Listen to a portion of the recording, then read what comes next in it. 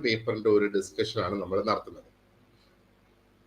So I know quite a lot of you are watching ദേ. അപ്പൊ നിങ്ങൾ ആരൊക്കെയാണ് ഇത് വാച്ച് ചെയ്യുന്നത്, ആരൊക്കെയാണ് ഇത് ഫോളോ ചെയ്യുന്നത്, നിങ്ങളുടെ ആ ഒരു പേരും നിങ്ങൾ എവിടെ നിന്നാണ് എന്നുള്ള ആ ഒരു ഇൻഫർമേഷൻ ഒന്ന് ഇടണം. ഒരുപാട് കാര്യങ്ങൾക്ക് നമുക്ക് എന്താ പറയണ്ടേ, ഇന്ന് നമുക്ക് ഡിസ്കസ് ചെയ്യാനുണ്ട്. നിങ്ങളുടെ ആ ഒരു ക്വസ്റ്റ്യന്റെ പാറ്റേൺ എങ്ങനെ വരാൻ പോകുന്നു, എങ്ങനെയൊക്കെ ആയിരിക്കും ക്വസ്റ്റ്യൻസ് വരുന്നത്, എല്ലാം we have put everything together and we will discuss quite a lot. അപ്പോൾ ഇതിന്റെ ഇടയിൽ നിങ്ങൾക്ക് എക്സാമിനെ കുറിച്ചോ എന്തെങ്കിലും ഡൗട്ട്സ് ഉണ്ടെങ്കിൽ you can post it as a comment and I will give you the reply for it. എനിക്ക് അറിയാവുന്നതിന്റെയൊക്കെ റിപ്ലൈ ഞാൻ തരും. If there is something that I do not know, I will definitely go ahead, find that information and get back to you. All right, so അങ്ങനെയാണെങ്കിൽ I think let's begin with the discussion. So, as I said earlier, നമുക്ക് PGT, TGT, PRT ഇതിനുള്ള ഒരു common പേപ്പറിന്റെ ഒരു writ എന്ന നിലയിലാണ് നമ്മൾ ഇന്ന് ഈ ഒരു സെഷനിൽ നമ്മൾ കാണുന്നത്. ഓൾറൈറ്റ്, അപ്പം ആദ്യം തന്നെ let us have a look at എങ്ങനെയാണ് നിങ്ങളുടെ ആ ഒരു സിലബസ് സബ്ജക്ട്സിന്റെ ആ ഒരു ഡിസ്ട്രിബ്യൂഷൻ ഇവിടെ വരുത്തിയേക്കുന്നത് എങ്ങനെയാണെന്നുള്ളത് നമുക്കൊന്ന് നോക്കാം. So if you see part 1, part 2, part 3 and part 4. അപ്പൊ പാർട്ട് 4 നിങ്ങളുടെ സബ്ജക്ട് സ്പെസിഫിക് പേപ്പർ ആണ്. അത് ആ മെയിൻ സബ്ജക്ട് എന്താണോ ആ സബ്ജക്റ്റിലേക്ക് അങ്ങ് പോവുകയാണ് പാർട്ട് 4 എന്ന് പറയുന്നത്. ബാക്കിയുള്ള പാർട്സ് എല്ലാവർക്കും സെയിം തന്നെയാണ്. PGTക്കും TGTക്കും PRTക്കും സെയിം ആണ്. അതിന്റെ മാർക്ക് ഡിസ്ട്രിബ്യൂഷനാ നിങ്ങൾ ഇവിടെ ഈ 10 എന്നൊക്കെ എഴുതി കാണുന്ന എല്ലാം അതിന്റെ മാർക്സ് ആണ്. അപ്പോ പാർട്ട് 1 അതിന്റെ എ പാർട്ട് ജനറൽ ഇംഗ്ലീഷ് നമ്മൾ നോക്കിയാൽ 3 കൂട്ടർക്കും 10 ക്വസ്റ്റ്യൻസ് വീതം. അപ്പോൾ ഒരു ക്വസ്റ്റ്യൻ 1 മാർക്കാണ്. 10 ക്വസ്റ്റ്യൻസ് വീതം അവിടെ ഉണ്ടാകും. അപ്പോൾ 10 മാർക്സ് ആണ് അതിന് ടോട്ടൽ വരുന്നത്. ഇനി അതിന്റെ സെക്കൻഡ് പാർട്ട്, അതായത് പാർട്ട് ബി ജനറൽ ഹിന്ദി നമ്മൾ നോക്കിയാൽ അവിടെയും 10 ക്വസ്റ്റ്യൻസ് ഉണ്ടാകും. 10 മാർക്സിന്റെയാണ് നമുക്ക് അവിടെ വരുന്നത്. ഇനി അതിന്റെ താഴോട്ട് നമ്മൾ നോക്കുകയാണെങ്കിൽ ജനറൽ അവയർനെസ് നോക്കിക്കോളൂ. General awareness part 2 general awareness, reasoning ability, computer literacy, ഇത് 3 കൂടിയാണ് സെക്കൻഡ് പാർട്ടിനകത്ത് വരുന്നത്. അപ്പോ PGT, TGT, PRT 3 പേർക്കും സിമിലർ ആണ് ഇതിന്റെ ആ ഒരു മാർക്ക് ഡിസ്ട്രിബ്യൂഷൻ. നമുക്ക് നോക്കിയാൽ കാണാം, ജനറൽ അവയർനെസ്സും 10 mark 10 questions, reasoning ability 5 mark 5 questions and computer literacy 5 mark 5 questions ആണ് അതിനും വരിക. ഇനി അതിന്റെ താഴോട്ട് നമ്മൾ പാർട്ട് 3 നോക്കുകയാണെങ്കിൽ ഇതാണ് പുതിയതായിട്ട് എന്താ പറയണ്ട ഇൻട്രൊഡ്യൂസ് ചെയ്തിട്ടുള്ള പുതിയ സിലബസ് പ്രകാരമുള്ള കുറെ അധികം ടോപ്പിക്സ് ഇതിനകത്ത് വരുന്നുണ്ട്. പാർട്ട് 3 5 പോർഷൻസ് ആണ് അതിനകത്തുള്ളത്. Understanding the learner, understanding teaching learning, creating conductive learning environment, school organisation and leadership and perspectives in education. അപ്പൊ ഈ 5 പോർഷൻസിന്റെയും വളരെ ഡീറ്റെയിൽഡ് ആയിട്ടുള്ള ഡിസ്കഷൻ നമ്മൾ നമ്മുടെ ക്ലാസ്സസിൽ നടത്തിയിട്ടുണ്ട്. ക്ലാസ്സസ് എല്ലാം നിങ്ങൾക്ക് എൻട്രി ആപ്പിലൂടെ ലഭ്യമാകുന്നതാണ്. അപ്പൊ ഇതിന്റെ മാർക്ക് ഡിസ്ട്രിബ്യൂഷൻ സ്ലൈറ്റ്ലി ഡിഫറെന്റ് ആണ്. So if you see understanding the learner എന്ന് പറയുന്നത് PGTക്ക് 15, PRTക്കും 15, അവിടെ TGTക്ക് 10 മാർക്കാണ് അതിനകത്ത് നിന്ന് വരുന്നത്. ആൻഡ് അണ്ടർസ്റ്റാൻഡിങ് ടീച്ചിങ് ലേണിംഗ് നോക്കിയാൽ 15 മാർക്സ് തന്നെയാണ്, അല്ലെങ്കിൽ 15 ക്വസ്റ്റ്യൻസ് തന്നെയാണ് 3 കൂട്ടർക്കും അവിടെ വരുന്നത്. അപ്പൊ understanding teaching learning has been given the highest importance എന്ന് വേണമെങ്കിൽ നമുക്ക് പറയാം. അതാണ് എല്ലാവർക്കും തുല്യമായിട്ടുള്ള ആ ഒരു മാർക്ക് ഡിസ്ട്രിബ്യൂഷനും തുല്യമായിട്ടുള്ള ക്വസ്റ്റ്യൻസും അവിടെ വന്നിരിക്കുന്നത്. ഇനി നമ്മൾ ആ ഒരു ക്രിയേറ്റിംഗ് കണ്ടക്റ്റീവ് ലേണിംഗ് എൻവയൺമെന്റ് നോക്കിയാണെങ്കിൽ അപ്പൊ അതായത് ഇത് 3 കൂടെ creating conductive learning, school organisation and leadership, perspectives in education, ഇത് 3 കൂടെ എടുത്തു കഴിഞ്ഞാൽ PGTക്കും TGTക്കും എന്താ പറയേണ്ടത് ഇതാണ് 10 മാർക്കിന് PGTക്ക് ഉണ്ട് ആൻഡ് 15 മാർക്കിന്, അതായത് 15 ക്വസ്റ്റ്യൻസ് TGTക്ക്. പക്ഷെ PRTക്ക് മാത്രം അതിൽ നിന്ന് ഈ 3 കൂടി എടുത്ത് മൊത്തം 30 ക്വസ്റ്റ്യൻസ് ആണ് വരിക. 10, 10 ആൻഡ് 10. അങ്ങനെ നോക്കുമ്പോൾ നമുക്ക് PRTക്ക് ടോട്ടൽ 80 മാർക്സിനുള്ള ക്വസ്റ്റ്യൻസ് അല്ല, സബ്ജക്ട് സ്പെസിഫിക് ഇന്ന് PRTക്ക് 80 വരുന്ന 100 മാർക്സ് ഈ കോമൺ പേപ്പറിൽ നിന്നാണ് PRTക്ക്. TGTക്ക് നോക്കുവാണെങ്കിൽ എന്താ പറയേണ്ടത് 100 മാർക്സ് അവരുടെ മെയിൻ പേപ്പറിൽ നിന്നും, അതേപോലെ തന്നെ PGTക്കും 100 മാർക്സ് മെയിൻ പേപ്പറിൽ നിന്നും, ബാക്കി 80 ആണ് ഈ ഒരു എന്താ പറയേണ്ടത് കോമൺ പേപ്പറിൽ നിന്ന് വരുന്നത്. ആൻഡ് ഇതാണ് അതിന്റെ ആ ഒരു മാർക്ക് ഡിസ്ട്രിബ്യൂഷൻ എന്ന് പറയുന്നത്. I hope this is ideally helping you ഈ ഒരു ഇൻഫർമേഷൻ. കാരണം ഈ ഒരു ഇൻഫർമേഷൻ അറിയാവുന്നിടത്തോളം നമുക്ക് അതനുസരിച്ച് പ്ലാൻ ചെയ്യാം, പ്രിപ്പയർ ചെയ്ത് മുമ്പോട്ട് നീങ്ങാൻ കഴിയും. Okay, so let's move forward and see what else we have here. അപ്പോൾ ഈ perspectives of education and leadership അതിന് ഒന്നും കൂടെ ഞാൻ പറയാണ്, PRTക്ക് അതിന് ടോട്ടൽ 60 മാർക്കിൻ്റെത് വരുന്നത് ആൻഡ് 40 മാർക്ക് ഈച്ച് ആണ് TGT ആൻഡ് PGT അതിനകത്ത് വരിക. അപ്പോൾ ഇനി നമുക്ക് കുറെ അധികം ക്വസ്റ്റ്യൻസ് നമുക്ക് ഡിസ്കസ് ചെയ്യാം. കാരണം ഈ ഒരു എന്താ പറയണ്ടേ, എക്സാം അടുക്കും തോറും നമ്മൾ പിന്നെ കോൺസെപ്റ്റ്സിൽ നമ്മൾ എന്താ പറയണ്ടേ ഒരുപാട് വായിക്കാനുള്ള ടൈം സ്പെൻഡ് ചെയ്യാതെ മാക്സിമം ക്വസ്റ്റ്യൻ ആൻഡ് ആൻസേഴ്സ് നമ്മൾ സോൾവ് ചെയ്യാനായിട്ടുള്ള ആ ഒരു സ്ട്രാറ്റജിയാണ് എക്സാമിന്റെ അടുത്ത് എത്തുന്ന ആ ഒരു സമയത്തോടു കൂടി നമ്മൾ ചെയ്യേണ്ടത്. Alright, so let's see. ഇവിടെ alright, I've just also given the answers here. പെട്ടെന്ന് നിങ്ങൾക്ക് ഒന്ന് നോക്കി പോകുന്നതിന് വേണ്ടിയിട്ട്. So if you as a teacher have complete knowledge of your subject, then only അപ്പൊ ഒരു ടീച്ചർക്ക് ആ ഒരു സബ്ജക്റ്റിന്റെ കംപ്ലീറ്റ് നോളജ് ഉണ്ടെങ്കിൽ മാത്രമാണ് teacher would be able to eliminate the doubts of the students എന്നുള്ളത്. സോ അതാണ് നമ്മുടെ ആ ഒരു ഓപ്ഷൻ. അപ്പൊ ആ കംപ്ലീറ്റ് നോളജ് എന്തിനാണ് ഒരു ടീച്ചർക്ക് വേണ്ടത് എന്നുള്ള ആ ഒരു ചോദ്യം, അത് ഏത് രീതിയിൽ ആ ഒരു ചോദ്യം വന്നിരുന്നാലും ശരി, അതിന്റെ ആൻസർ നമുക്ക് ഇതാണ്, ആ സ്റ്റുഡൻസിന്റെ ഡൗട്ട്സ് കംപ്ലീറ്റ് ആയിട്ട് എലിമിനേറ്റ് ചെയ്യാൻ കഴിയുക. And that is exactly what we have to do. അപ്പം സെക്കൻഡ് ക്വസ്റ്റ്യൻ നമ്മൾ ഇവിടെ നോക്കിയാൽ, the use of audio visual materials or aids in the class is, അതിന്റെ ഉപയോഗം എന്താണ് എന്നുള്ളത്. So this is more useful for those students who are slow learners.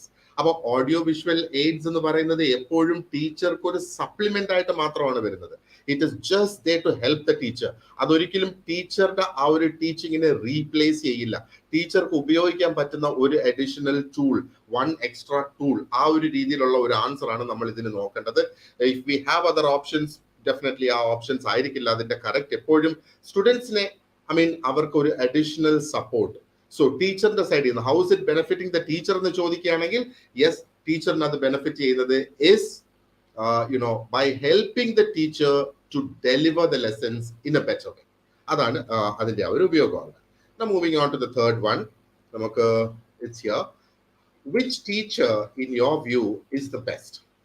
Okay, അപ്പൊ ഇവിടെ പല ഡെഫിനിഷൻസ് ഓഫ് ടീച്ചേഴ്സ് ഇവിടെ തന്നിട്ടുണ്ട്. അപ്പൊ ഏതാണ്, ഓൾറെഡി ഇത് നമ്മൾ നിർണയിച്ച് വെച്ചിട്ടുണ്ട് ഇൻ യോർ ക്ലാസ്സസ്. ഓക്കെ, അപ്പോ അതിനകത്ത് നമ്മൾ നോക്കിയാൽ ദ വൺ ഹൂസ്, ഈ കിട്ടിയിരിക്കുന്ന ഓപ്ഷൻസിൽ the one who is a well wisher of the students എന്ന് പറഞ്ഞാൽ ആ ഒരു സ്റ്റുഡൻസിന്റെ ഒരു ഓവറോൾ ഡെവലപ്മെന്റ് ആഗ്രഹിക്കുന്ന ഒരു വ്യക്തിയാണ് വെൽ വിഷർ എന്ന് പറയുന്നത്, അല്ലെ? അപ്പൊ ഇവിടെ നമ്മൾ നോക്കിയാൽ what are the other options? The one who deals with students only under the gamut of teaching. ആ ഒരു ടീച്ചിങ്ങിന്റെ ആ ഒരു സാഹചര്യത്തിൽ മാത്രം ഡീൽ ചെയ്യുന്ന ഒരു വ്യക്തിയാണോ ഒരു എക്സലന്റ് ടീച്ചർ എന്ന് പറയുന്നത്? അതോ one who is willing to get the maximum information related to the lifes of children? Okay, കുട്ടികളുടെ ജീവിതത്തിലെ മാക്സിമം ഇൻഫർമേഷൻ കളക്ട് ചെയ്യുന്നതാണോ? അതോ one who is popular among students due to his love for discipline? അപ്പൊ ഇവിടെ നമ്മൾ love for discipline എന്ന് പറയുമ്പോൾ ഒരു സ്ട്രിക്റ്റ് ആയിട്ടുള്ള ഒരു ടീച്ചറുടെ കാര്യമാണ് ഇവിടെ ഈ പറയുന്നത്. യെസ്, ടീച്ചേഴ്സ് ഡിസിപ്ലിൻ മെയിൻറ്റെയിൻ ചെയ്യിക്കണം, സ്റ്റുഡൻസിനെ കൊണ്ട് സ്ട്രിക്റ്റ് ആകണം, പക്ഷെ അതുകൊണ്ട് പോപ്പുലർ ആയ ഒരു ടീച്ചർ ആണോ എന്നുള്ളത്. സോ ഏറ്റവും നല്ല ടീച്ചർ ഈ 4 ഓപ്ഷൻസിൽ നിന്ന് നമുക്ക് the one who is a well wisher of the students എന്ന് വേണമെങ്കിൽ നമുക്ക് പറയാം.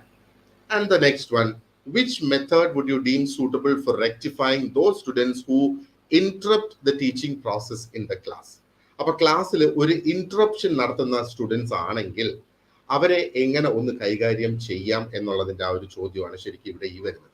അപ്പോ option A, they should be sent out of the class. Option B, they should be given harsh punishment in the class. They should be ignored. A complaint should be filed against them with the principal. അപ്പൊ ഈ 4 ഓപ്ഷൻസിൽ നിന്ന് ആ ഒരു time, ആ ഒരു എന്താ പറയേണ്ടത്, ആ ഒരു ഇമ്മീഡിയറ്റ് ടൈമില് ടീച്ചർക്ക് എടുക്കാൻ പറ്റുന്ന ഒരു ആക്ഷൻ എന്ന് പറയുന്നത് അവരെ ക്ലാസ്സിൽ നിന്ന് അന്നേരം മാറ്റി നിർത്താം. കാരണം കണ്ടിന്യൂസ് ഇന്ററപ്ഷൻ അവിടെ വരുന്നത്, അല്ലെ? സോ ആ ക്ലാസ്സിൽ നിന്ന് അവരെ അവിടെ നിന്ന് മാറ്റി നിർത്താം. And later on the teacher may want to report the matter to the principal. പക്ഷെ ഒരിക്കലും അവരെ ഇഗ്നോർ ചെയ്ത് don't let them do what they want. അങ്ങനെ ചെയ്യുകയാണെങ്കിൽ then ideally you wouldn't be able to control the class എന്നുള്ള ആ ഒരു പ്രശ്നം അവിടെ വരും. Let's look at the next one. If a student asks an out of context question in your class, then as a teacher what would you do? ആ ഒരു കോണ്ടെക്സ്റ്റിൽ ഇല്ലാത്തത്, okay, അപ്പൊ അങ്ങനത്തെ ഒരു ക്വസ്റ്റ്യൻ വരുമ്പോഴത്തേക്ക് ഓപ്ഷൻ സി ആണ് നമ്മുടെ answer. Tell him that the question is out of context എന്നുള്ളത് നമുക്ക് പറയാം. The teacher can say. And if you know the answer, give him or her the answer. And if you do not know the answer, say, just to satisfy your curiosity, I will find the answer and give it to you later. അതിപ്പോൾ നമ്മുടെ കോണ്ടെക്സ്റ്റിൽ ഉള്ളതല്ല, അതുകൊണ്ട് നമ്മളിപ്പോൾ അത് discuss ചെയ്യണമെന്ന് നിർബന്ധമില്ല. Later on I will give you the information എന്ന് പറഞ്ഞു, then you can use your own ways and means to find out the answer and give them the information. അത് നിങ്ങൾക്ക് ചെയ്യാവുന്നതാണ്. And number 6, if a student has asked you a question and you are not aware of the answer, what would you do? നേരത്തെ പറഞ്ഞ ആ ഒരു സിറ്റുവേഷന്റെ similar തന്നെയാണ്, പക്ഷേ ഇവിടെ ഔട്ട് ഓഫ് കോണ്ടെക്സ്റ്റ് അല്ല, ആ കോണ്ടെക്സ്റ്റിലുള്ള ഒരു ക്വസ്റ്റ്യൻ തന്നെയാണ് ചോദിച്ചിരിക്കുന്നത്. പക്ഷേ as a teacher probably you did not think of what has happened. അങ്ങനെ വരുന്ന ആ ഒരു സിറ്റുവേഷനിൽ how would you, what has happened എന്നല്ല, you did not anticipate this question. Anticipate ചെയ്തില്ല, അതുകൊണ്ട് തന്നെ അതിനൊരു ആൻസറും നേരത്തെ കൂട്ടി തയ്യാറാക്കി വെച്ചില്ല. അങ്ങനെ വരുന്ന സിറ്റുവേഷനിൽ എന്ത് ചെയ്യും എന്നുള്ളത്. C option D, that is you would tell the student that you will find the answer and get back. ആ ഒരു സമയത്ത് there is no need to panic. നമുക്ക് ഉത്തരം അറിയാത്ത ഒരു ചോദ്യം, ഇത് നിങ്ങളുടെ ഇന്റർവ്യൂ സമയത്തായിരുന്നാൽ പോലും നിങ്ങളുടെ അടുത്ത് ഒരു ക്വസ്റ്റ്യൻ, ആ ഒരു സബ്ജക്ട് റിലേറ്റഡ് ഒരു ക്വസ്റ്റ്യൻ ചോദിച്ച്, and if you do not know the answer, please feel free to tell them, sir, I am not sure of the answer. I'll find the answer. But as soon as I get out of this class or I get out of this interview, I will, find out the answer for this. ഇത് തന്നെ നമുക്ക് സ്റ്റുഡൻസിനോട് പറയാം. സ്റ്റുഡൻസിനോട് നമ്മൾ പറയുമ്പോഴത്തേക്ക് എന്താണ് നമ്മൾ പറയേണ്ടത്? Okay, അതിന്റെ എനിക്കൊന്ന് ക്ലാരിഫൈ ചെയ്യണം ആ ഇൻഫർമേഷൻ, അതൊന്ന് ക്ലാരിഫൈ ചെയ്തിട്ട് I will get back to you with that information. കാരണം that is any time better than giving incorrect information. അല്ലെ, ഇൻകറക്റ്റ് ഇൻഫർമേഷൻ നമ്മൾ കൊടുത്തു കഴിഞ്ഞാൽ അതുകൊണ്ട് വലിയ പ്രയോജനം അവിടെ വരുന്നില്ല. Hi Basil, how are you? Okay, number 7. Now ഇവിടെ a student is very weak in maths. മാത്സിൽ വളരെ വീക്കാണ്. So what would you do to help him? അതിന്റെ ആൻസർ നമുക്ക് ഓപ്ഷൻ സിയിലുണ്ട്.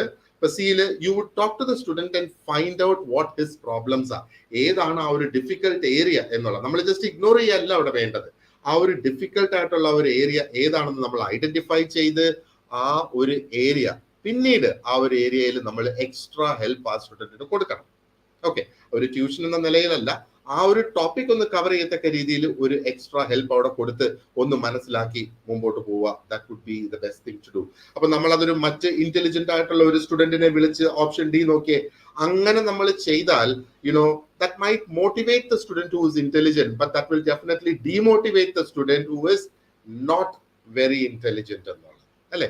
അപ്പൊ അതുകൊണ്ട് ഏറ്റവും നല്ലത് teacher, as a teacher you should handle that situation. അതാണ് അതിനകത്ത് ഏറ്റവും നല്ലതായിട്ട് നമുക്ക് ചെയ്യാൻ പറ്റുന്ന ഒരു സംഗതി. Right. Number 8, suppose a person does not agree with your viewpoint. അപ്പൊ ആസ് എ ടീച്ചർ നമുക്ക് പലപ്പോഴും നമുക്ക് ഇങ്ങനെയുള്ള പ്രോബ്ലംസ് അവിടെ ഉണ്ടാകും അല്ലെ. എല്ലാവരും നമ്മുടെ ആ ഒരു വ്യൂ പോയിന്റ് എഗ്രി ചെയ്യണം എന്നില്ല. സോ അവിടെ ഒരു കോൺഫ്ലിക്റ്റ് വരും. സോ ഇത് കോൺഫ്ലിക്റ്റ് മാനേജ്മെന്റിന്റെ ഭാഗമായിട്ട് അങ്ങ് പോവുകയാണ്. And even if you look at it, ആ ഒരു ലീഡർഷിപ്പ് സ്കിൽസിന്റെ ഒക്കെ ഭാഗമായിട്ട് ശരിക്കും ഇത് വേണമെങ്കിൽ വരുമെന്ന് നമുക്ക് പറയാം. അപ്പോൾ here again you present the rational of your view point. നമ്മുടെ ആ ഒരു വ്യൂ പോയിന്റ് എന്തുകൊണ്ട്, ആൻഡ് വൺസ് അഗെയിൻ നമ്മൾ ഒരു കാര്യം കൊണ്ട് നമ്മുടെ ആ ഒരു എന്താ പറയേണ്ടത്, നമ്മുടെ ആ ഒരു കമ്മ്യൂണിക്കേഷൻ സ്കില്ലും കൂടെ you have to take into consideration here. അപ്പൊ ഇവിടെ you don't get into an argument. Argument is different. ആ ഒരു ആർഗ്യുമെന്റ് എന്ന് പറയുമ്പോഴത്തേക്ക് നിങ്ങൾ പറഞ്ഞതല്ല ശരി, ഞാൻ പറയുന്നതാണ് ശരി, ആ ഒരു സ്റ്റാൻഡ് അല്ല നമ്മൾ എടുക്കുന്നത് അവിടെ. പക്ഷേ you give him the complete information of whatever you want to say. അതിന്റെ റീസൺ കൊടുത്ത് സബ്സ്റ്റാൻഷിയേറ്റ് ചെയ്ത് solve the problem so that he or she understands what it is എന്നുള്ളത്. ഒരു വ്യക്തിക്ക് ആ വ്യക്തിയുടെ സ്വന്തമായിട്ടുള്ള ഒരു റിയലൈസേഷൻ ഉണ്ടാവുക, അതാണ് ഇവിടെ ഏറ്റവും ഇമ്പോർട്ടന്റ് ആയിട്ട് നമുക്ക് വേണ്ടത്. And moving on to question number 9, the true objective of education. See, ഈ ടൈപ്പ് ക്വസ്റ്റ്യൻ നമ്മൾ ഏത് പ്രീവിയസ് ഇയർ ക്വസ്റ്റ്യൻ പേപ്പേഴ്സ് എടുത്ത് നോക്കിയിരുന്നാലും ഈ ഒരു എഡ്യൂക്കേഷന്റെ ഒബ്ജക്റ്റീവ് എന്താണ് എന്നുള്ള ആ ഒരു ചോദ്യം ചോദിക്കുകയാണെങ്കിൽ ഐഡിയലി ഇത് വളരെ പ്രോമിനന്റ് ആയിട്ട് വരുന്ന ഒന്നാണെന്ന് വേണമെങ്കിൽ നമുക്ക് പറയാം.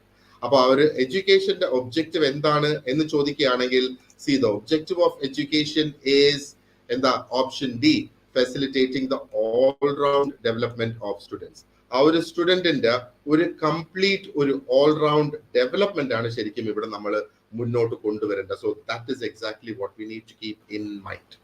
Okay, fine. And number 10, if a student misbehaves with you as a teacher, what would be your reaction? ഒരു സ്റ്റുഡന്റ് മിസ്ബിഹേവ് ചെയ്യാണ് ടീച്ചറുടെ അടുത്ത്. അപ്പൊ ടീച്ചറുടെ റിയാക്ഷൻ എന്തായിരിക്കും? പെട്ടെന്ന് നമുക്ക് അടിച്ചമർത്താനുള്ള ആ ഒരു തോന്നൽ നമുക്ക് മൈൻഡിൽ വരും.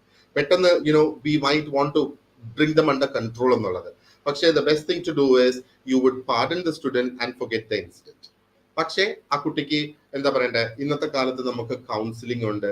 അപ്പൊ എന്തുകൊണ്ടാണ് ആ ഒരു കുട്ടി അങ്ങനെ ബിഹേവ് ചെയ്തത്, so what's the reason behind that behaviour, ഈ റീസൺ ഒക്കെ ഐഡന്റിഫൈ ചെയ്ത് അതിനൊരു പ്രോപ്പർ സൊല്യൂഷൻ കണ്ടെത്താം എന്നുള്ളതാണ്. So that is something that has to be done. അതിനെ പാഠം ചെയ്യണം സ്റ്റുഡന്റിനെ. ആൻഡ് ആ ഒരു ഇൻസിഡന്റ് നമ്മൾ മറക്കണം, കാരണം അത് മൈൻഡിൽ വെച്ച് കഴിഞ്ഞാൽ പിന്നെ വീണ്ടും അത് മുന്നോട്ട് പോകും. പക്ഷേ again it depends on the nature. ഇത് കൺസിസ്റ്റന്റ് ആയിട്ടൊരു മിസ്ബിഹേവിയർ ആ സ്റ്റുഡന്റിന്റെ ഭാഗത്തു നിന്ന് വരികയാണെങ്കിൽ അതിന്റെ ഒരു എസ്കലേഷൻ എന്ന നിലയിൽ നമ്മൾ പോയിന്റ് എയിലേക്ക് പോകണം, പ്രിൻസിപ്പലിന്റെ അടുത്ത് നമ്മൾ റിപ്പോർട്ട് ചെയ്യണം. Because then probably a different type of action is required ഇവിടെ നമുക്ക് ആ ഒരു ഡിസിപ്ലിൻ മെയിൻറ്റെയിൻ ചെയ്ത് കൊണ്ടുവരുന്നതിന്. പക്ഷേ the first thing that you would do is help the student out. Think അത് അവന്റെയോ ആ ഒരു കുട്ടിയുടെ പ്രായത്തിന്റെ ഒരു പ്രശ്നമാണ് എന്നുള്ള ആ ഒരു രീതിയിൽ നമ്മൾ അതിനെ കാണുക, കണക്കാക്കുക. Number 11, you think that taking surprise test or conducting a surprise test is justified because of which reason? ഒരു സർപ്രൈസ് ടെസ്റ്റ് നടത്തുന്നത് എന്തിനാണ്, അല്ലെങ്കിൽ സർപ്രൈസ് ടെസ്റ്റിനെ നമുക്ക് ഏത് രീതിയിൽ ജസ്റ്റിഫൈ ചെയ്യാൻ കഴിയും? ഓപ്ഷൻ ഡി ആണ് നമ്മുടെ ആൻസർ ഇവിടെ. The abilities and knowledge levels of students can be truly judged through such test എന്നുള്ളതാണ്. ഇതുമാതിരിയുള്ള ടെസ്റ്റിൽ നിന്ന് ഒരു കുട്ടിയുടെ ആക്ച്വൽ നോളജ്, ഇപ്പൊ സർപ്രൈസ് ടെസ്റ്റ് ഒരു പക്ഷെ നമ്മൾ നേരത്തെ കുട്ടി പറഞ്ഞിട്ടല്ലല്ലോ നടത്തുന്നത്, അല്ലെങ്കിൽ ഏത് ടോപ്പിക്കിലായിരിക്കും ആ ഒരു ടെസ്റ്റ് നടത്തുന്നതെന്നും പറയുന്നില്ല. ചിലപ്പോൾ ഇന്നലെ പഠിപ്പിച്ച ടോപ്പിക് ആയിരിക്കും ചിലപ്പോൾ ഇന്ന് സർപ്രൈസ് ടെസ്റ്റിന് ചൂസ് ചെയ്യുന്നത്. ആൻഡ് ഹിയർ അവരുടെ ആ ഒരു ആക്ച്വൽ നോളജ് എന്തുമാത്രം അവരതിൽ നിന്ന് മനസ്സിലാക്കി കൊണ്ട് വന്നിട്ടുണ്ട് എന്ന് മനസ്സിലാക്കാൻ പറ്റും സർപ്രൈസ് ടെസ്റ്റ്. അല്ലാതെ അനൗൺസ് ചെയ്ത ഒരു ടെസ്റ്റ് ആകുമ്പോഴത്തേക്ക് അവിടെ പിന്നെ വരുന്ന ഒരു പ്രോബ്ലം എന്ന് പറഞ്ഞാൽ മഗപ്പ് ചെയ്തുകൊണ്ട് വന്നാലും you will not be able to distinguish. അത് മനസ്സിലാക്കാതെ ജസ്റ്റ് ബൈ ഹാർട്ട് ചെയ്ത് വന്നാലും നമുക്ക് അതിനെ എന്താ പറയുക റെക്ടിഫൈ ചെയ്യാൻ പറ്റില്ല. Number 12, what is the scientific name of domestic fly? Okay, അപ്പൊ നമ്മൾ ഇവിടെ ഈ 11 വരെ നമ്മൾ നോക്കിയത് കുറച്ച് ടീച്ചിങ് ലേണിംഗ് റിലേറ്റഡ് ആയിട്ടുള്ള സിറ്റുവേഷൻസിലെ ക്വസ്റ്റ്യൻസ് ആണ്. ഇനിയിപ്പോ നമുക്ക് കുറച്ച് ജനറൽ നോളജ് ബേസ്ഡ് ക്വസ്റ്റ്യൻസ് നമുക്ക് നോക്കാം. ഇതൊക്കെ ഇതിനു മുന്നേ ചോദിച്ചിട്ടുള്ള ടൈപ്പ് ഓഫ് ക്വസ്റ്റ്യൻസ് ആണ്. സോ ഡൊമസ്റ്റിക് ഫ്ലൈയുടെ സയന്റിഫിക് നെയിം എന്ന് പറയുമ്പോഴത്തേക്ക് മോസ്ക ഡൊമസ്റ്റിക്ക. ഡൊമസ്റ്റിക് ഫ്ലൈ മോസ്ക ഡൊമസ്റ്റിക്ക, അതാണ് അതിന്റെ ആ ഒരു സയന്റിഫിക് നെയിം. അപ്പൊ ഇങ്ങനെയുള്ള ഇൻഫർമേഷനും നമ്മളൊന്ന് മനസ്സിലാക്കിയിരിക്കണം, which will be good for you എന്നുള്ളതാണ്. അപ്പൊ name the longest road tunnel in India. Longest road ടണലിന്റെ കാര്യമാണ് നമ്മൾ ഇവിടെ ഈ സംസാരിക്കുന്നത്. So which is the longest road tunnel? അപ്പൊ longest road tunnel is option A, Atal tunnel തന്നെയാണ് അതിന്റെ പേര്. ശരിക്കും PM മോദി ഇനോഗ്രേറ്റ് ചെയ്തതാണ് ശരിക്കും ഇത്. ആൻഡ് ഹിമാചൽ പ്രദേശിലാണ്. 9.02 കിലോമീറ്റർ ആണ് ഈ ഒരു ടണലിന്റെ ലെങ്ത് എന്ന് പറയുന്നത്. 9.02 kilometers, that is the length of the tunnel. Okay, all right. And let's move on to the next one. Number 14, where is the headquarters of UNICEF located? UNICEF in the headquarters എവിടെയാണ്? Well, that is in the US. അമേരിക്കയിലാണ് UNICEF in the headquarters. Number 15, rainbow is formed due to rainbow എന്തുകൊണ്ടാണ് form ചെയ്യുന്നത് എന്നുള്ളത് ചോദിച്ചാൽ how do we answer this particular question? അപ്പോൾ option D ആണ്, reflection and refraction ആണ് വരുന്നത് അല്ലേ. അപ്പോൾ ശരിക്കും വൈറ്റ് ലൈറ്റ് ഡിസ്പേഴ്സ് ആകുന്നയാ അതിന്റെ കമ്പോണൻസ്, അതിന്റെ 7 കോൺസ്റ്റിറ്റ്യൂവന്റ് കമ്പോണൻസ് ഉണ്ട് വൈറ്റ് ലൈറ്റിന്. ആ ലൈറ്റ് വൈറ്റ് ആയിട്ട് നമ്മൾ കാണുന്നതിന് 7 ഡിഫറെന്റ് കമ്പോണൻസ്. ഈ കമ്പോണൻസ് ഡിസ്പേഴ്സ് ചെയ്യുന്നതാണ് ശരിക്കും റെയിൻബോ എന്ന് പറയുന്നത്. അപ്പൊ റിഫ്ലക്ഷൻ റിഫ്രാക്ഷൻ ആണ് അതിന്റെ ആ ഒരു ആക്ച്വൽ റീസൺ ആ ഒരു റെയിൻബോ ഉണ്ടാകുന്നതിന്. Number 16, when there is a change in demand leading to a shift of the demand curve to the right at the same price as before, the quantity demanded will, അതായത് ഇത് എന്താ പറയേണ്ടത്, ആ ഒരു demand തിയറിയെ base ചെയ്തുകൊണ്ടുള്ളതാണ്. അപ്പോൾ when there is a change in demand leading to a shift of the demand curve to the right, റൈറ്റിലേക്ക് ആ ഒരു ഡിമാൻഡ് കർവ് അത് ഷിഫ്റ്റ് ചെയ്ത് പോകുന്നു. നമ്മളൊരു ഗ്രാഫിൽ പ്ലോട്ട് ചെയ്യുമ്പോഴത്തേക്ക് that is how it goes. അപ്പൊ അതിന്റെ മീനിങ് എന്താണ്? So the quantity demanded will, answer is option B, that will increase. കാരണം ആ ഒരു കർവ് ഇൻക്രീസ് ചെയ്യാന്ന് പറഞ്ഞാൽ അതിന്റെ അർത്ഥം ആ ഒരു ക്വാണ്ടിറ്റിയുടെ ഇൻക്രീസ് അവിടെ വന്നേക്കുന്നു എന്നുള്ളതാണ്. ഓക്കെ, അതിന്റെ ഒരു എക്സാമ്പിൾ നോക്കിയാൽ ഹാൻഡ് സാനിറ്റൈസേഴ്സ് കോവിഡ് സമയത്തിന്റെ അതിന്റെ ഡിമാൻഡ് ഒത്തിരി കൂടിയില്ലേ, ഹാൻഡ് ഗ്ലവ്സിന്റെ ഡിമാൻഡ് കൂടിയില്ലേ. അതേപോലെ മാസ്കിന്റെ ഡിമാൻഡ് കൂടിയില്ലേ. ഐ മീൻ പ്രോബബ്ലി ഇതൊക്കെ നേരത്തെയും ഉണ്ടായിരുന്നു, but we never used it അല്ലേ. ആൻഡ് ഇതൊക്കെ അതേ വിലയ്ക്ക് തന്നെ ആയിരിക്കും ഒരു പക്ഷേ നേരത്തെയും ഉണ്ടായിരുന്നത്. ആ ഒരു കോവിഡ് വന്നെന്നും പറഞ്ഞ് സ്പെസിഫിക്കലി അതിന്റെ വില കൂടിയതായിട്ട് എനിക്ക് തോന്നുന്നില്ല. Right, so that's an example what I have given you. Number 17, Baltoro Glacier is located in, it's in the Alps. Number 18, who among the following social reformers founded an educational institution? Institution de pere Hindu Widows Home in Pune in the year 1986. Answer നമ്മുടെ option A ആണ്, Dr. Keshav Karve. And number 19, what is the source of Hindu philosophy? Hindu philosophy, the source Upanishads ആണ്, option D. And number 20, which among the following continents account for nearly 1/3 of the total world route length of railways? Our answer is option D. അതായത് ഏത് കോണ്ടിനെന്റിലാണ് ശരിക്കും 1/3 of the total world railways ഉള്ളതെന്ന് ചോദിച്ചാൽ then that is Europe. ഇത് മുന്നേ ചോദിച്ചിട്ടുള്ള ഒരു question ആണ്. 21, which one of the following sectors has the greater proportion of total water used in India?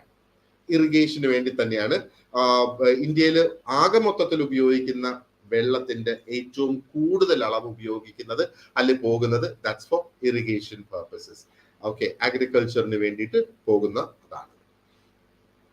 22, now the son of a goldsmith becomes an expert goldsmith.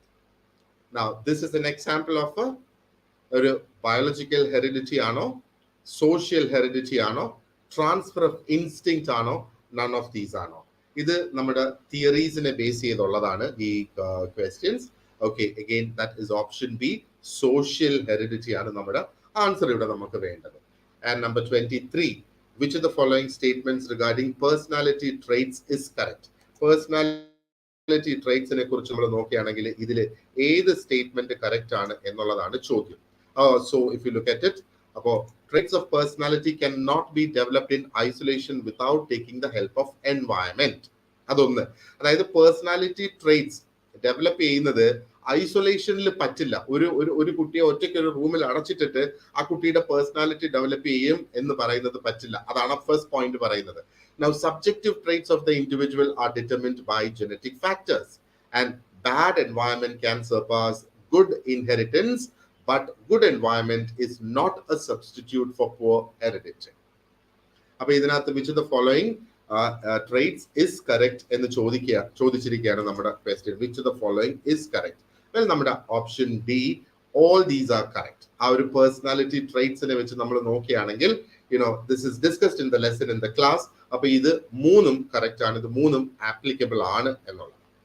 And number 24, according to Freud, super ego is properly developed during, ഇപ്പൊ ഏത് പീരിയഡിലാണ്, ഒരു കുട്ടിയുടെ ഗ്രോത്തിന്റെ ഏത് പീരിയഡിലാണ് ഈ ഒരു super ego develop ആകുന്നത് എന്ന് ചോദിച്ചാൽ that is the latency period. Okay, ഈ പീരിയഡ്സ് ഒക്കെ വളരെ ക്ലിയർ ആയിട്ട് നമ്മുടെ ഫ്രോയിഡിന്റെ കോൺസെപ്റ്റ്സ് ഡിസ്കസ് ചെയ്തതിൽ നമ്മുടെ ലെസൺസിലുണ്ട്. And number 25, the best me assure of identifying mildly mentally retarded is. What is the answer here? So the answer is a combination of all. അപ്പോൾ combination എന്ന് പറയുമ്പോഴത്തേക്ക് administration of standardized intelligence test, ഒരു standard intelligence test അവിടെ administer ചെയ്യണം, and behaviour test വേണം, and adjustment test വേണം. ഇതിന്റെ മൂന്നിന്റെയും കൂടെ ഒരു കോമ്പിനേഷൻ ഉണ്ടാകുമ്പോഴാണ് നമുക്ക് എന്താ പറയേണ്ടത്, ആ ഒരു മൈൽഡ്ലി മെന്റലി റിട്ടാർഡഡ് ആയിട്ടുള്ള ആൾക്കാരുടെ അവരുടെ ബെസ്റ്റ് നമുക്ക് പുറത്തേക്ക് കൊണ്ടുവരാനായിട്ട് കഴിയുന്നത്. 26, teaching by small steps and frequent short assignment techniques are useful for. ഇത് ആർക്കാണ് ഇത് യൂസ്ഫുൾ ആയിട്ട് വരുന്നത്? Well, this is useful for children of all types of disabilities. നമുക്ക് ഈ സ്മോൾ സ്റ്റെപ്സ് ആയിട്ടും ഷോർട്ട് അസൈൻമെന്റ്സും ആയിട്ട് നമുക്ക് നമ്മുടെ ഒരു റെഗുലർ ക്ലാസ് വേണമെങ്കിൽ കണ്ടക്ട് ചെയ്യാം. പക്ഷേ അത് മാത്രം ഒരു മെത്തേഡ് ആയിട്ട് നമ്മൾ യൂസ് ചെയ്യുകയാണെങ്കിൽ ഒരു പക്ഷേ നമ്മുടെ സിലബസ് കവർ ചെയ്യാൻ കഴിഞ്ഞു എന്ന് വരില്ല. സോ നമുക്ക് ഇവിടെ ഡിസബിലിറ്റീസ് അല്ലെങ്കിൽ ഡിഫറെന്റ്ലി ഏബിൾഡ് ആയിട്ടുള്ള അല്ലെങ്കിൽ സ്പെഷ്യൽ കിഡ്സിന് അവർക്ക് ഈ ഇതേ കണക്ക് നമ്മൾ ചെറുതായിട്ട് അത് ബ്രേക്ക് ചെയ്ത് കൊച്ചു കൊച്ചു അസൈൻമെന്റ്സ് ആയിട്ട് കൊടുത്ത് take it one at a time. അവർ കാരണം they are already slow learners എന്നുള്ളതാണ്. അവരുടെ ആ ഒരു ലേണിങ്ങിന്റെ സ്പീഡിൽ അതിനെ കൊണ്ടെത്തിക്കാനായിട്ട് കഴിയും. 27. Cone of experience related to teaching learning was suggested by, നമുക്കറിയാം, that's very prominent അല്ലേ, Edgar Dale. Number 28. Diagnostic evaluation എന്തിനാണ് ഉപയോഗിക്കുന്നത്? What does it ascertain or what does it determine? Diagnostic evaluation. Well, let's look at the answer. Option B. Causes and remedies of persistent learning problems during instructions. ഇവിടെ instructions എന്ന് പറഞ്ഞാൽ class, ആ ഒരു the way teacher സ്റ്റുഡന്റിന്റെ ആ ഒരു interaction നടക്കുന്നത് is through the instructions അല്ലെ. അപ്പോ cause and remedies of persistent learning problems, നിരന്തരമായിട്ടുള്ള ലേണിംഗ് പ്രോബ്ലംസിന്റെ കോസസ് കണ്ടുപിടിക്കുക, അതിന് റെമഡീസിലേക്ക് എത്തുക. ഇപ്പൊ ഡയഗ്നോസ്റ്റിക് നമ്മൾ ചിന്തിച്ചാൽ മതി, ഒരു ഡോക്ടർ ഡയഗ്നോസ് ചെയ്യുന്നത് എന്തിനു വേണ്ടിയിട്ടാണ്? ആ രോഗം കണ്ടുപിടിച്ച് അതിനെ ട്രീറ്റ് ചെയ്യുന്നതിന് വേണ്ടിയിട്ടാണ്. അതേപോലെ ഡയഗ്നോസ്റ്റിക് നമ്മൾ ആ ഒരു ഇവാലുവേഷൻ യൂസ് ചെയ്യുന്നതും to identify the problem and to give a solution or a remedy എന്നുള്ളത്. Number 29. As per the cognitive development theory of Jean Piaget, adolescent students are in which stage of development? Okay, അപ്പോൾ cognitive development തിയറിയുടെ ബേസിസിൽ നമ്മൾ നോക്കുകയാണെങ്കിൽ adolescent students ഏത് stage of ഡെവലപ്മെന്റിലാണ്? അവരുടെ sensory motor stage ആണോ, കോൺക്രീറ്റ് ഓപ്പറേഷണൽ സ്റ്റേജ് ആണോ, ഓപ്പറേഷണൽ സ്റ്റേജ് ആണോ, ഫോർമൽ ഓപ്പറേഷണൽ സ്റ്റേജ് ആണോ? Well, they are in their formal operational stage എന്നുള്ളതാണ് ആ adolescent students. Okay. Number 30. Peer group interaction in a classroom helps in. Peer group interaction കൊണ്ട് എന്താണ് ഗുണം എന്നുള്ളതാണ് ഇവിടെ ഒരു ചോദ്യം. സോ കോൺസെപ്റ്റ് അണ്ടർസ്റ്റാൻഡിംഗ് ആണോ, റിയലൈസേഷൻ ഓഫ് വൺസ് മിസ്അണ്ടർസ്റ്റാൻഡിംഗ് ആണോ, റാപ്പോ ബിൽഡിംഗ് ആണോ, ക്വസ്റ്റ്യനിങ് ആണോ? എന്താണ് അതിന്റെ right answer? Well, concept understanding ആണ്. അപ്പൊ പിയർ ഗ്രൂപ്പ് ഇന്ററാക്ഷൻ കൊണ്ട് അതാണ് ക്ലാസ് റൂമിൽ ഹെൽപ്പ് ചെയ്യുന്നത്. ഈ 4 ഓപ്ഷൻസിൽ, അതിന് മറ്റും ഗുണങ്ങളുണ്ട്, പക്ഷെ ഈ 4 ഓപ്ഷൻസിൽ ഏറ്റവും പ്രോമിനന്റ് ആയിട്ട് നിൽക്കുന്നത് അണ്ടർസ്റ്റാൻഡിംഗ് ദ കോൺസെപ്റ്റ് എന്നുള്ളത്. Number 31. Which of the following is an example of maximum performance test? Maximum performance test ന്റെ ഒരു എക്സാമ്പിൾ എന്താണിത്? Personality test, projective personality test, aptitude test, interest and attitude scales. എന്താണ് ശരിക്കും ഒരു maximum performance ടെസ്റ്റിന്റെ ഒരു example? Option C, aptitude test ആണ് maximum performance ടെസ്റ്റിന്റെ ഒരു എക്സാമ്പിൾ ആയിട്ട് നമുക്ക് എടുക്കാൻ കഴിയും. 33. Inclusive education. So what is the meaning of inclusive education? We will look at the option directly. Ensuring that no child is left behind in education. എല്ലാ കുട്ടികൾക്കും വിദ്യാഭ്യാസം കിട്ടുക എന്നുള്ളതാണ് ആ ഒരു ഇൻക്ലൂസീവ് എഡ്യൂക്കേഷൻ കൊണ്ട് ഉദ്ദേശിക്കുന്നത്. 33. World-class Indian institutions set the highest standards of multidisciplinary teaching and research and hosted scholars and students from across backgrounds and countries. Find the name of the institution which is not in the list of NEP 2020. ഇവിടെ answer is very prominent. Osmania തന്നെയാണ്. That is what is not in the list എന്നുള്ളത്. അപ്പോൾ നമുക്ക് ഈ NEP is a topic, National Education Policy 2020. So അതിനകത്ത് നിന്ന് ഒരുപാട് നമുക്ക് കവർ ചെയ്യാനുണ്ട്. All the topics and all the content is actually covered in the lessons that are in Entri app. So if you haven't watched those, please watch those videos. NEP 2020 ഇത്തവണ include ചെയ്തിട്ടുള്ള ഒരു പുതിയ ടോപ്പിക്കിന്റെ ഭാഗമായിട്ടാണ് നമുക്ക് പെർസ്പെക്ടിവ്സ് of എഡ്യൂക്കേഷന്റെ ഭാഗമായിട്ട് വരുന്നതാണ്. Number 34. What are the elements of evaluation plan? Evaluation പ്ലാനിന്റെ elements എന്തൊക്കെയാണ്? Purpose, analysis, resources, authority. നമ്മുടെ റൈറ്റ് ആൻസർ ഇവിടെ നമ്മൾ നോക്കുകയാണെങ്കിൽ, well, it is option D. A, purpose, B, analysis, and B, resources, and C, analysis. A, B, and C. ഈ ബിയും സിയും ഇവിടെ മാറി തിരിഞ്ഞു പോയി എന്നുള്ളതേ ഉള്ളൂ. But A, B and C, ഇത് മൂന്നും ആണ് എന്താ പറയേണ്ടത്, എലിമെന്റ്സ് ഓഫ് ഇവാലുവേഷൻ പ്ലാൻ. ഒരു ഇവാലുവേഷൻ പ്ലാനിൽ ഉണ്ടാകേണ്ടത്. So why is the evaluation being conducted? അതാണ് അതിന്റെ purpose എന്ന് പറയുന്നത്. And analysis, you have to analyze it to come to a conclusion or to come to a development plan for the student. അല്ലെങ്കിൽ ആ ഒരു teacher എത്രത്തോളം effective ആയെന്നുള്ളത് മനസ്സിലാക്കുക. So there are lots of things that are to be worked out here അല്ലെ. സോ അതാണ് അതിന്റെ ആ ഒരു reason. And number 35, who was the chairman of NEP 2020 drafting committee?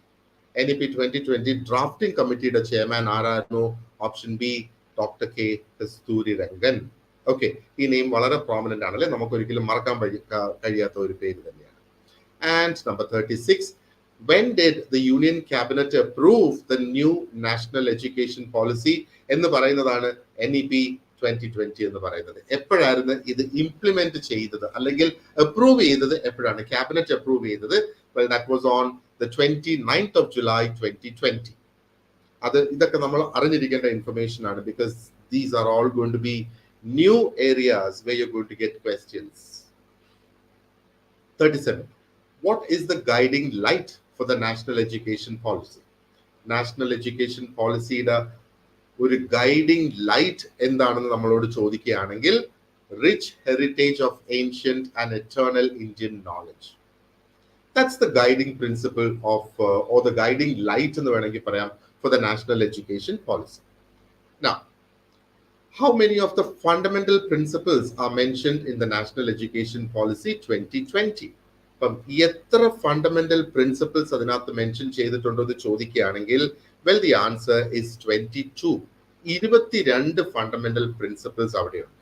അപ്പോൾ നമ്മൾ ഈ ഫണ്ടമെന്റൽ പ്രിൻസിപ്പിൾസ് എന്ന് പറയുമ്പോഴത്തേക്ക് what are these fundamental principles കുറച്ച് നമ്മൾ നോക്കുകയാണെങ്കിൽ, recognising, identifying and fostering unique capabilities of each student അല്ലെ. കാരണം എവറി സ്റ്റുഡൻറ് ഇസ് ഡിഫറെന്റ് എന്ന് വേണമെങ്കിൽ നമുക്ക് പറയാം. ആൻഡ് അവരുടെ ആ ഒരു ലേണിംഗ് കേപ്പബിലിറ്റീസ്, അവരുടെ ഇൻട്രസ്റ്റ്, അവരുടെ താല്പര്യം, ഇതൊക്കെ ഡിഫറെന്റ് ആണ് എപ്പോഴും സ്റ്റുഡൻസിന്. ഇത് അറിഞ്ഞ് മനസ്സിലാക്കി വേണം ടീച്ചേഴ്സ് മുമ്പോട്ട് പോവുക. So that is one of the principle എന്ന് വേണം, ഫണ്ടമെന്റൽ പ്രിൻസിപ്പിൾ എന്ന് വേണമെങ്കിൽ നമുക്ക് പറയാം. Again another one is achieving foundational literacy and numeracy. ന്യൂമറസിയും ഫൗണ്ടേഷണൽ ലിറ്ററസിയും അച്ചീവ് ചെയ്യുക എന്നുള്ളത്, ദാറ്റ്സ് another one. ഫ്ലെക്സിബിലിറ്റി അല്ലെ. അപ്പോ എന്താ പറയേണ്ടത്, ചില സ്റ്റുഡൻസിന് മാത്സിൽ ഇൻട്രസ്റ്റഡ് ആയിരിക്കും, ചിലർക്ക് അതിനകത്ത് ഇൻട്രസ്റ്റ് ഉണ്ടാകില്ല, ചിലർ ആർട്സിൽ ഇൻട്രസ്റ്റഡ് ആയിരിക്കും. അപ്പൊ ഇവർക്ക് അവരുടെ ആ ഒരു കരിയർ ട്രജക്ടറി ചൂസ് ചെയ്യാനുള്ള ആ ഒരു ഫ്ലെക്സിബിലിറ്റി സ്റ്റുഡൻസിന് ഉണ്ടാകണം. And there should be no hard separations എന്നുള്ളത്. സോ ഇന്റൻഷനലി ആയാലും അൺഇൻറ്റൻഷനലി ആയിരുന്നാലും ശരി തന്നെ ആ ഒരു hard separation way children's activities, അവരുടെ എക്സ്ട്രാ കരിക്കുലർ ആക്ടിവിറ്റീസ്, ഇതൊക്കെ വെച്ച് നമ്മൾ ഭയങ്കര ഡിഫറെന്റ് ആക്കി അതിനെ കൊണ്ടുവരരുത് എന്നുള്ളതാണ്. ആൻഡ് എന്താ പറയേണ്ടത്, ഒരു മൾട്ടി ഡിസിപ്ലിനറി എഡ്യൂക്കേഷൻ, ഒരു holistic education, that's again another fundamental principle എന്ന് വേണമെങ്കിൽ നമുക്ക് പറയാം. ആ ഒരു concept understanding of the concept, അതിനകത്ത് എംഫസിസ് കൊടുക്കുന്ന ഒന്ന്, അതായത് ബൈഹാർട്ട് ചെയ്ത് മഗപ്പ് ചെയ്ത് വരുന്ന ആ ഒരു സിറ്റുവേഷൻ അല്ല. And creativity, critical thinking develop ചെയ്യുക സ്റ്റുഡൻസിൽ, ദാറ്റ്സ് another ഫണ്ടമെന്റൽ പ്രിൻസിപ്പിൾസ്. പിന്നെ ethics and human constitutional values, അത് പഠിപ്പിച്ച് ഡെവലപ്പ് ചെയ്ത് കൊണ്ടുവരിക. And promote multilingualism so that they understand the power of language എന്നുള്ളത്. പിന്നെ ലൈഫ് സ്കിൽസ് പ്രൊമോട്ട് ചെയ്ത് കൊണ്ടുവരിക. Focus on regular formative assessment of learning. ആ ഒരു ഫോർമേറ്റീവ് അസസ്മെന്റ് അതാണ് പിന്നെ കണ്ടിന്യൂസ് ആൻഡ് കോംപ്രിഹെൻസീവ് അസസ്മെന്റിലേക്ക് നമ്മളെ കൊണ്ടെത്തിക്കുന്നത്. ആൻഡ് ടെക്നോളജി വളരെയധികം യൂസ് ചെയ്യുക എന്നുള്ളത് ഇതിന്റെ ഒരു ഫണ്ടമെന്റൽ പ്രിൻസിപ്പിൾ ആണ്, NEP 2020യുടെ ഒരു fundamental principle. And respect for diversity and respect for local context എന്നുള്ളത്. Okay, so that's another change that has happened here. Okay, and full equity and inclusion. Everybody should get the same. And inclusion, നമ്മൾ നേരത്തെ discuss ചെയ്തായിരുന്നല്ലോ, inclusion is also there എന്നുള്ളത്. Yeah, and teacher should be at the heart of the learning process.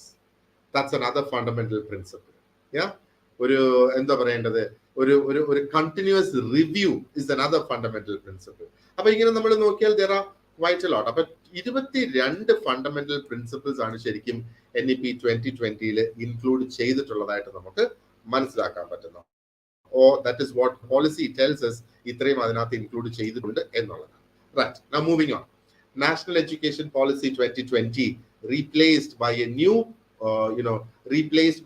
pedagogical and curricular structure. ഒരു പുതിയ pedagogical curricular structure അവിടെ വന്നിട്ടുണ്ട്. What is the new curricular structure according to NEP 2020 എന്ന ചോദ്യത്തിന് നമുക്ക് 5+3+3+4 മോഡലാണ്. Okay, option B യിൽ വരുന്നത്. So this is what has been planned as per National Education Policy 2020. So what is the age group covered in school education according to NEP 2020 new curricular structure? School education le cover ചെയ്യുന്ന ആ ഒരു ഏജിന്റെ ചോദ്യമാണ് ഇവിടെ വരുന്നത്.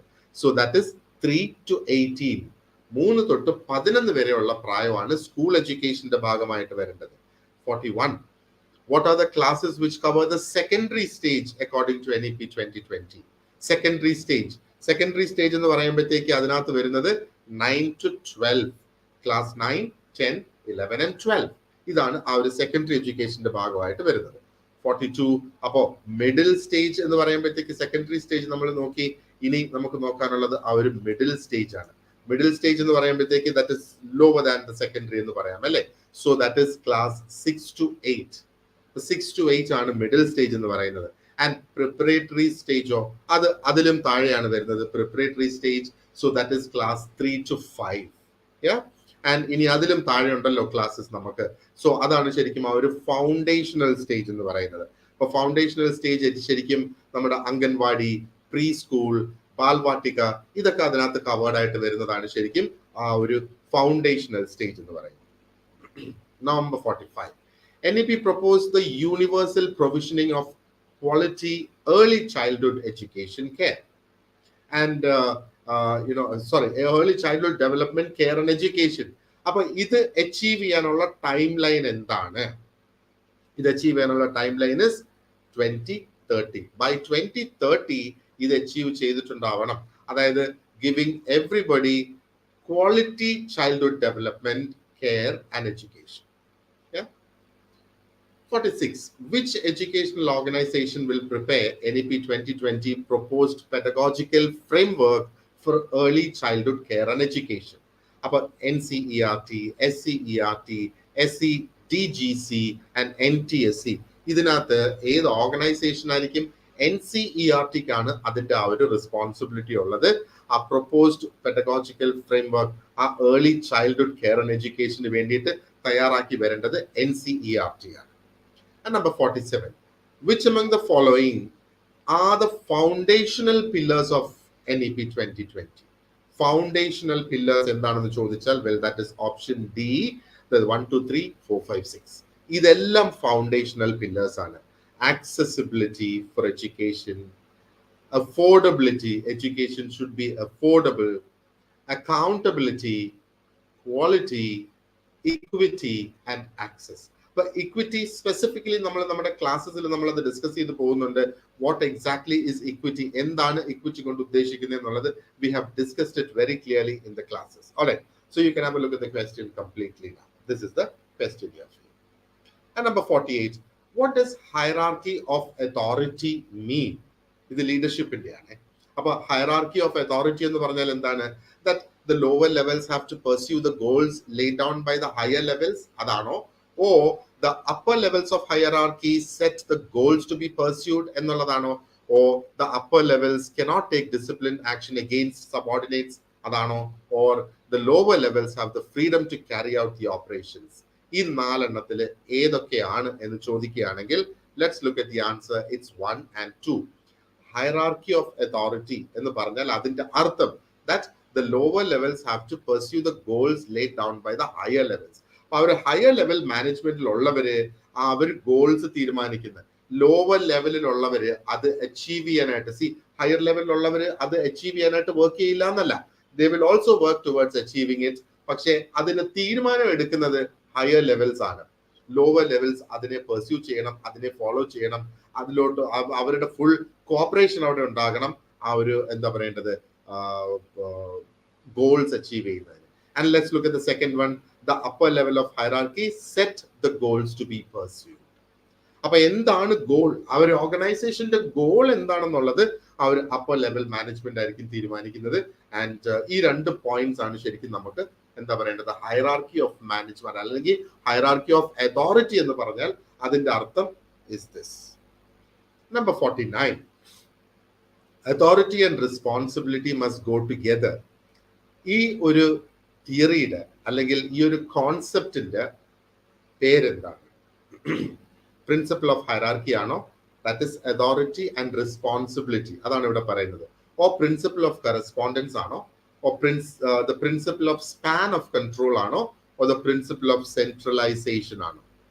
Well, the answer is the principle of correspondence. ഇത് നമ്മുടെ ക്ലാസ്സസിൽ നമ്മൾ discuss ചെയ്തിട്ടുണ്ട്. Number 50. The standard of leadership is. ലീഡർഷിപ്പിന്റെ ആ ഒരു സ്റ്റാൻഡേർഡ് എന്താണ്? What is the standard of leadership? Well, the answer is option C. That's the capacity to influence others to follow. അപ്പൊ ഇന്നത്തെ കാലത്ത് ലീഡർ എന്ന് പറയുന്നത് ഹയർ ആൻഡ് ഫയർ ചെയ്യാനല്ലല്ലോ ലീഡേഴ്സ് ഇന്നത്തെ കാലത്തുള്ളത്. Leaders have to be the guiding light, അല്ലേ? Leaders cannot force anyone to do, പക്ഷേ leader must influence them. A leader should inspire the subordinates to do whatever they have to do എന്നുള്ളത്. Because a leadership is required everywhere. Human tendency, human nature അതാണ്. നമ്മളൊരു group of human ബീങ്സിനെ ഒരു എന്താ പറയേണ്ടത് ഏതെങ്കിലും ഒരു സ്ഥലത്ത് ആൾ താമസമില്ലാത്ത ഒരു സ്ഥലത്ത് കൊണ്ട് ഒരു 100 പേരെ അവിടെ കൊണ്ട് ആക്കിയാൽ വിതിൻ ഫ്യൂ ഡേയ്സ് ഒരാൾ അതിൽ ലീഡറായിട്ട് വരും, ബാക്കിയുള്ളവരെല്ലാം ആ വ്യക്തിയെ അനുസരിക്കാനായിട്ട് തുടങ്ങും. Humans have this tendency. അപ്പോൾ എഗെയിൻ ആ ലീഡേഴ്സിന് ഉണ്ടാകേണ്ട ഒരു കപ്പാസിറ്റിയാണ് ഇവിടെ പറയുന്നത്, അല്ലെങ്കിൽ സ്റ്റാൻഡേർഡ് ഓഫ് ലീഡർഷിപ്പ് എന്ന് പറഞ്ഞു കഴിഞ്ഞാൽ that is the capacity to influence others to follow him. So the leader has to be the one who does the right thing എന്നുള്ളത്. And number 51. Okay, അപ്പോൾ ഇത്രയും ക്വസ്റ്റ്യൻസ് നമ്മൾ ഇവിടെ ഡിസ്കസ് ചെയ്തിട്ടുണ്ട്. ഇനി ജസ്റ്റ് ഒന്ന് കാണിച്ചു തരാൻ വേണ്ടിയിട്ടാണ് നമുക്ക് കോംപ്രിഹെൻഷൻ പാസേജസ് വരും. So you will get unseen passages. അപ്പോൾ നമ്മൾ ഇതിനു മുമ്പ് വായിക്കാൻ സാധ്യത ഇല്ലാത്തത്, but you have to be smarter. നമുക്ക് അൺസീൻ എന്തിനാ വരുന്നത്? നമ്മൾ കുറെ അധികം ആർട്ടിക്കിൾസും ന്യൂസ് പേപ്പേഴ്സും ഒക്കെ നമ്മൾ വായിക്കുകയാണെങ്കിൽ മിക്കവാറും അതിൽ നിന്നൊക്കെ ആയിരിക്കും വരുന്നത്. അപ്പൊ നമുക്ക് അൺസീൻ ആയിട്ട് വരാനുള്ള ആ ഒരു സാധ്യതയില്ല, അല്ലെ? So you will get A comprehension passage like this. അപ്പോൾ ഇത് നമുക്ക് 2 സ്ലൈഡിലേക്ക് പോകുന്നുണ്ട് ഈ ഒരു പാസേജ് കംപ്ലീറ്റ്ലി. ആൻഡ് ആ പാസേജിനെ ബേസ് ചെയ്ത് നമുക്ക് ക്വസ്റ്റ്യൻസ് അവിടെ ഉണ്ടാകും. I mean you can read this, you must read this. ഈ വീഡിയോ ഒന്ന് പോസ് ചെയ്തിട്ട് ഇത് വായിക്കുക, ആൻഡ് ഈ സ്ലൈഡും ഒന്ന് പോസ് ചെയ്തിട്ട് ഇത് വായിക്കുക, and try and answer the questions that follow.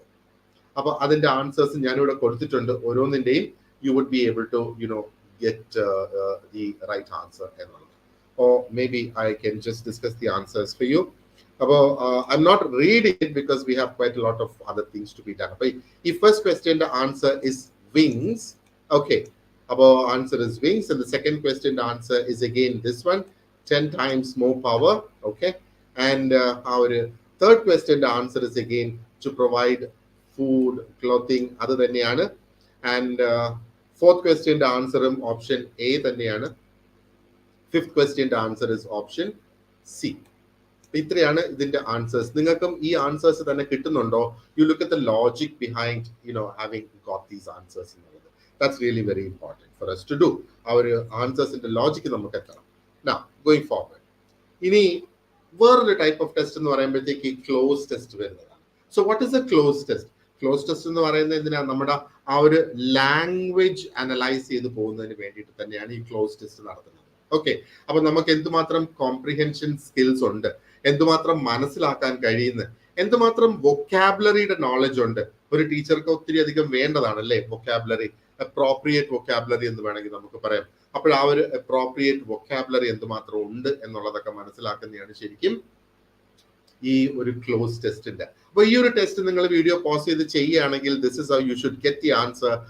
First ക്വസ്റ്റ്യന് എ ആയിരിക്കണം answer, and second question C ആയിരിക്കണം answer, and third question again back to A, and fourth question is B, and fifth question is A. ഇങ്ങനെ വരണം ഇതിന്റെ answers. and you do the test and you see for yourself on how good you have gone or how good you are in doing this close test എന്നുള്ള. ഇല്ലെങ്കിൽ കുറച്ച് എന്താ പറയേണ്ടത് additional test ഒന്ന് practice ചെയ്ത് പോവുക. that will really help you. ഇനി spot error എന്നുള്ളതാണ്. അപ്പൊ എഗെയിൻ ഇത് ഒരു ലാംഗ്വേജ് സ്കില്ല് തന്നെയാണല്ലോ ശരിക്കും ഇവിടെ നമുക്ക് അസസ് ചെയ്യുന്നത്. അപ്പോ ഈ error spotting is A very nice test. Okay, and ഈ ഒരു ടെസ്റ്റ് എന്ന് പറയുന്നത് നിങ്ങൾക്ക് ഈസി ആയിട്ട് ചെയ്തെടുക്കാൻ പറ്റുന്ന ഒന്നാണ്. അപ്പം ആദ്യം ആ ഒരു സെന്റൻസിനെ അതിന്റെ ഇടയിലുള്ള സ്ലാഷസോ ഓപ്ഷൻ നമ്പേഴ്സോ ഒന്നും കാണാതെ you just completely read the sentence for yourself and see നമുക്കത് സെൻസ് ഉണ്ടാക്കുന്നുണ്ടോ എന്നുള്ള ആ ഒരു കാര്യം വായിച്ചു നോക്കുക. അതിനാൽ നമുക്ക് ആ ഒരു സെൻസ് വരുന്നില്ല എങ്കിൽ then the meaning of that is there is a mistake somewhere അല്ലെ, ആ ഒരു മിസ്റ്റേക്ക് എവിടെയോ ഉണ്ട് എന്നുള്ള. അപ്പൊ ഇവിടെ നോക്കി either Ram or you is responsible for the action. അപ്പോൾ ഇതിനകത്ത് എറർ ഉണ്ടോ, എറർ ഇല്ലേ ഇതിനകത്ത് നമ്മൾ നോക്കുകയാണെങ്കിൽ. അപ്പം ഇതിന്റെ ഒരു ലോജിക് എന്ന് പറയുന്നത് നമ്മൾ ഈതർ ഓർ അല്ലെങ്കിൽ നീതർ നോർ നമ്മൾ ഉപയോഗിക്കുകയാണെങ്കിൽ now use a singular verb in the sentence if both the subjects. അപ്പൊ ഇവിടെ റാമു ഉണ്ട് യു ഉണ്ട്, രണ്ട് സബ്ജക്ട് ഉണ്ടല്ലേ. if both the subjects are singular then we use a singular verb. അപ്പൊ either റാം or ഷ്യാം എന്ന് പറഞ്ഞാൽ either Ram or Shyam is responsible എന്ന് വരും. അപ്പൊ ഇവിടെ നോക്കുകയാണെങ്കിൽ യു എന്ന് പറയുന്നത് സിംഗുലർ സബ്ജക്ട് അല്ല, you is a plural subject. അങ്ങനെയാണ് യുവിനെ കണക്കാക്കുന്നത് ഇംഗ്ലീഷിൽ. So either Ram or you are responsible. അങ്ങനെ വരുമ്പോ ആ വേർബിന് തൊട്ട് മുന്നേ ഉള്ള സബ്ജക്ട് ഏതാണോ അത് സിംഗുലർ ആണെങ്കിൽ സിംഗുലർ വേണം, അത് പ്ലൂറൽ ആണെങ്കിൽ പ്ലൂറൽ വേണം എന്നുള്ളതാണ്.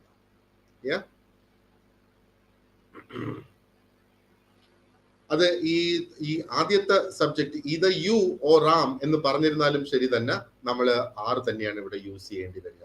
അപ്പോൾ ഈ സബ്ജക്ട്സില് either ഓർ അല്ലെ നീതർ നോർ വരുമ്പോഴത്തേക്ക് ആ സബ്ജക്ട്സിൽ ഏതെങ്കിലും ഒരെണ്ണം പ്ലൂറൽ ആണെങ്കിൽ use the plural verb to follow. Okay, ആ ഒരു രീതിയിലാണ് നമുക്ക് സ്പോട്ട് ദ എറേഴ്സ് നമുക്ക് ചെയ്തു പോകേണ്ടത്. So I have quite A few questions here on error spotting. അപ്പൊ എറർ സ്പോട്ടിംഗ് ഒരു ടൈപ്പ് ഓഫ് ടെസ്റ്റ് നിങ്ങൾക്ക് വരുന്നത്. ഇനി അത് കൂടാതെ മറ്റൊരു ടൈപ്പ് ഓഫ് ടെസ്റ്റ് എന്ന് പറയുന്നത് സെന്റൻസ് ഇംപ്രൂവ്മെന്റ് ആണ്. ഇപ്പൊ സെന്റൻസ് ഇംപ്രൂവ്മെന്റിനകത്ത് ശരിക്കും എന്താണ്, ആ ഒരു ലാംഗ്വേജിന്റെ അസസ്മെന്റ് തന്നെയാണ് നടത്തുന്നത്.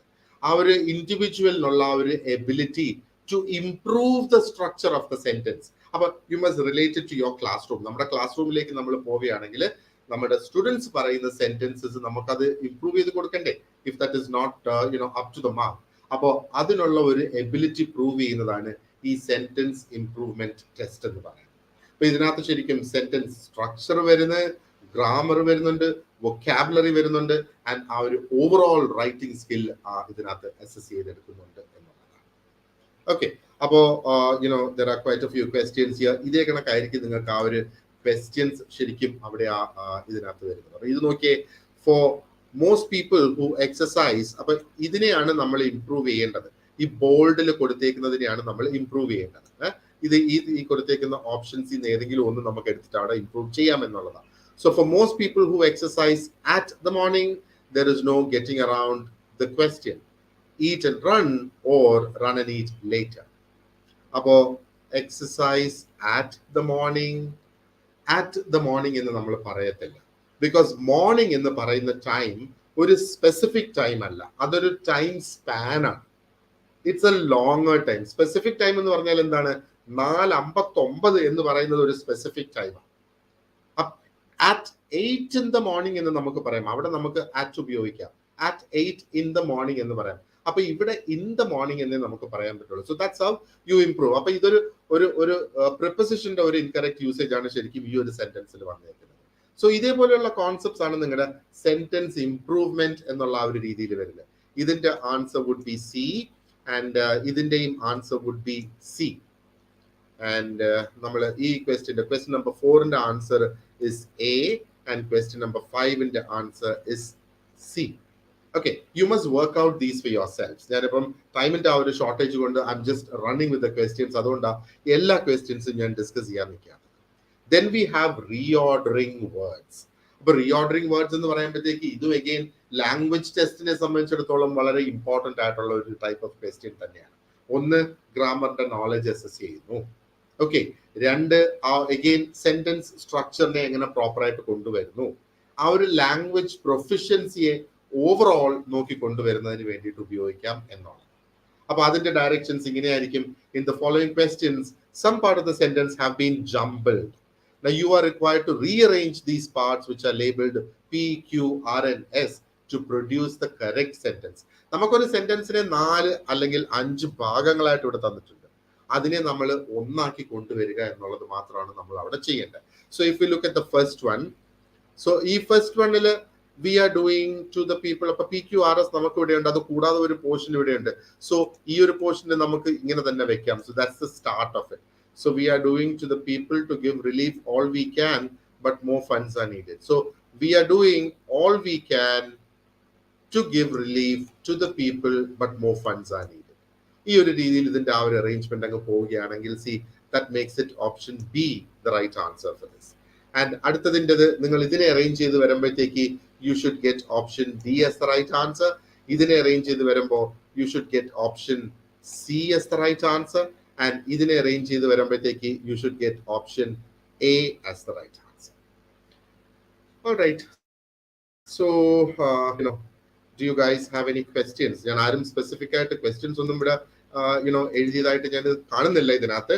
So I'm assuming that you do not have any questions, and I hope that you have enjoyed watching this lesson, and please prepare hard, prepare well, so that you come out successful in your test. Thank you very much for being a part of this lesson. Wish you all the very best and have a good evening. Thank you.